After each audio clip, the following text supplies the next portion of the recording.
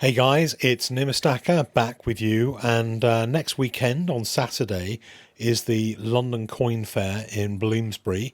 If you're in London and you're able to come along, starts in the morning and mostly it's finished by about 2:30, 3 o'clock in the afternoon. Come along to the London Coin Fair, come up to the first floor and say hi to everybody at the Silver Forum Lounge. One of the things that I've liked about the coins that have come in quite recently for submission to NGC is just how many numismatic coins there are. I'd really like to see that. I don't know whether it's going to be a trend or whether everyone is suddenly going to go back to gold. Maybe people are feeling gold has been a little bit too expensive and they're spending money on numismatic items. Maybe all these items are being dug out from the attic and Granny's collection of old coins has been raided to bring some of these absolutely stunning British numismatic coins into me for submission to NGC. So this one's a George VI penny in very lovely condition. 12 of those to a shilling, 1949. I remember those growing up, although mostly they were kind of 1960s ones when I was growing up. I mean, this one is pretty cool. This is an Australian penny, George V. I remember taking a look at a very, very rare one of those from 1930 over in Sydney, and I don't think this one is quite so rare. I think it was that particular date, but it's a pretty cool coin, and exactly the same design as the very rare one as well. This one's a 1933 version of the Australian penny. But people have chosen some really interesting coins to send in this time. We had some rocking horse crowns, some 1935 rocking horse crowns in, some interesting pennies like this one, and some coins that I hadn't seen before. We've had quite a few new members over at the Numistaka forum over on Facebook, based on the last video where I mentioned the forum name and come on over. So if you do like to participate via Facebook groups, then do a little search for Numistaka on Facebook in the group section, and you'll find the Numistaka Graded Coins Forum and the Numistaka Discussion Forum, and everyone is welcome over there if they have an interest in coins. So come over and join us. Here's another really nice penny from the 1930s.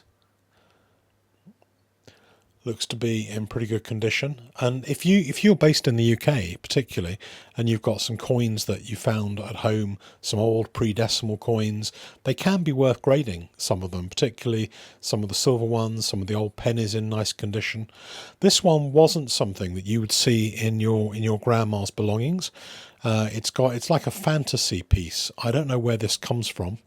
Dated 1936, but I don't think it's from 1936. It looks like a modern fantasy piece celebrating the different coins of the British Palestine Protectorate on one side. This one is an original piece and pretty amazing.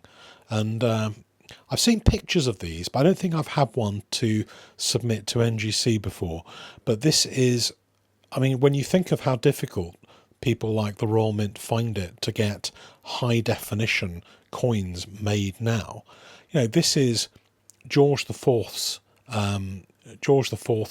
coronation medal, and the portrait side is the most amazing,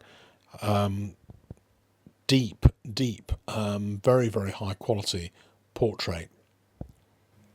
This next one is also a very interesting coin. The date on it is 1840. It's a half crown.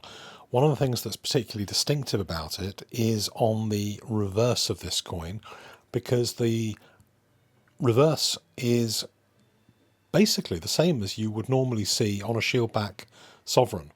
And this was only used on the half crown for, I think, a couple of years, around 1840 maybe, 1840 to 42, something like that. Correct me if I'm wrong, but it's actually pretty unusual to see that reverse on a half sovereign. This one is a William the Fourth halfpenny. It's a circulation halfpenny, and I actually like this when I first saw it and it came in, and I had a chat to the person who put it in for conservation and grading, and I actually did a deal and bought that coin from him because I particularly like 1831 coins. Here's another little one, the George the Fourth, slightly early in his reign, when he still had that laureate headdress, the Roman Emperor headdress, 1825. That was about the last year that we saw that particular head, and then it got changed to the more slimmed down bear head in 1826.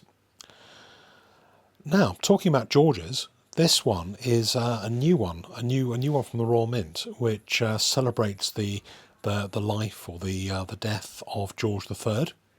So I think he looks a bit angry in that portrait. I particularly like this coin because this is the Piedfort silver version, so it's a great big stonking chunky coin, and it's really got like, what does it say around the outside? In the name of Britain, in the name of Britain. And you've got all of these kind of scenes of Georgian life and his places where he lived round the outside of it, and the George crest as well, which is also featured on the 2020 sovereign. But I think that this one is going to go down as a pretty successful coin from the Royal Mint. You can see that the gold ones are very highly demanded. The silver ones are really, really nice. I think this particular Piedfort one, these are only about £150, I think, as a brand new coin in the Piedfort version, and with a pretty low mintage, I think, as well. If I was buying the silver one, I think I might aim for that Piedfort version. A very happy new year from the Coin Connection and from me, Numistaka, and a brand new code for you guys for January 2020. It's code SUE. Keep it nice and simple, SUE, for 2% off your best quality controlled modern coins from the Coin Connection. The second part of today's videos is to go through some arrivals, and I always really look forward to new coins arriving. I don't get to video and photograph everything, but I wanted to show you this package of arrivals for grading submission by Mark Cooper, who's a coin dealer and picks up coins, estates, whatever might be around, and certainly I'll include his card in this video, so if you do want to make contact with him, you have some coins to sell, I think he'd always be interested in taking a look at them. So I sometimes get orders like this. This one is a reslab order, so wants to take a coin in an old holder and get it conserved and then put into a new holder. In a way, a little bit of a shame to reslab one of these big, thick, original NGC holders, but it's a beautiful coin. Already, it's a 67 grade, which is a very high grade coin. It's a Mercury dime, very, very pretty American coin, but he clearly thinks that it does have a couple of issues and would be a little bit better even, maybe, than that 67 if it was conserved. And you can see a few of the little dark markings on this coin, only very, very few areas that may possibly be improved by conservation, or they may not. But there's loads of detail on this coin. I mean, it's a really great example, very collectible coin. And so when that comes back, that'll be in one of the regular new modern holders rather than this big original NGC holder. Let's take a look at what else is in the pack from Mark for submission. So there's a combination of silver, Here's Mark's card.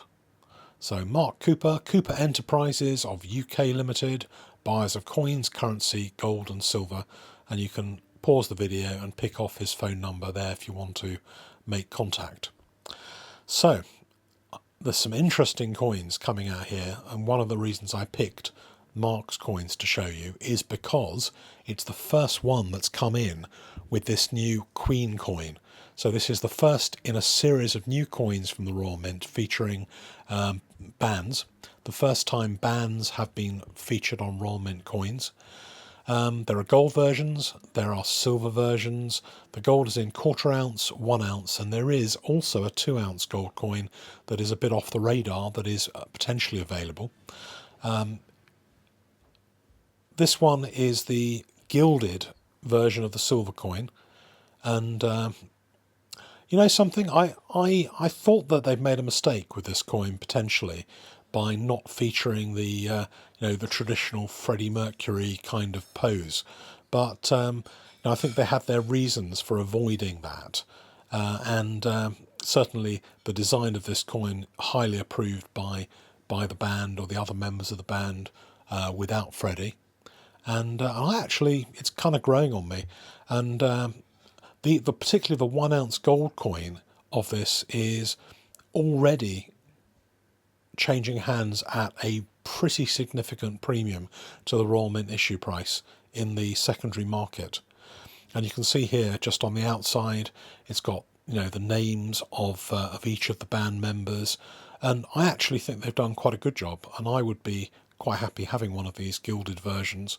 I might take a look and see whether I want to add one to my collection, but actually I thought it was a bit uninspired, but it's growing on me, and it's certainly there's a lot of Queen fans out there who are looking for this coin in the secondary market.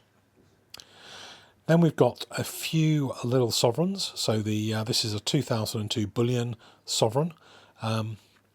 Even the 2002 bullion sovereigns can be worth graded, and we've got a half sovereign and a 1 sovereign 2002 bullion. And then we've also got some other Queen coins. So these ones are the brilliant uncirculated versions. So they don't have the same level of minting, the same level of detail in, but they're also very collectible in their own right. And it can be worth picking out good versions of these that are going to grade well and sticking them in slabs. And there will be quite a lot of interest in those kind of coins in the secondary market. Hope you enjoyed that little snippets of a rival video and some new coins you may not have seen before. And there will be more, lots more on the channel over the next few months. Please like, subscribe, and get involved in the comments and observations as well.